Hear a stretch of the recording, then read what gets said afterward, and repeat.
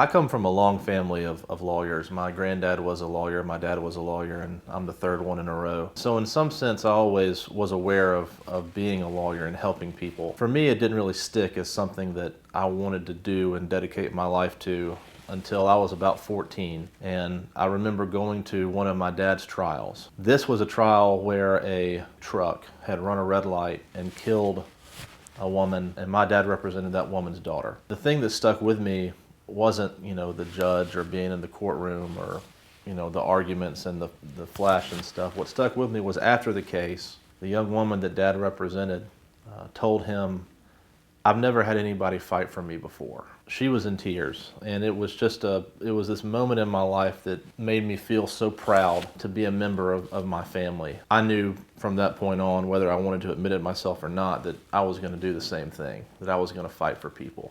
One of the reasons that I work for Beasley Allen is because this law firm gives us an opportunity to help people, to fight for people, to chase the right thing for the right reasons, to do justice when people have been wronged. What I do specifically relates to individuals who have been harmed, and almost all the time that means that some company somewhere has done something that they knew was unsafe, has done something that they knew was likely to get someone hurt or even killed, and they just did it anyway. What I do is I step in there and I say, we're not going to let you get away with that. We're going to represent this person who was hurt. We're going to represent this person who was horribly injured. We're going to represent the living members of the man or the woman that you killed, and we're going to say that's not good enough, that you've got to do better, and we're going to make sure that justice is done. And that is an incredibly rewarding thing to be able to do on a day-to-day basis. And that's what I've dedicated my life to in this practice, and that's what Beasley Allen allows me to do every day, and I'm very thankful for that.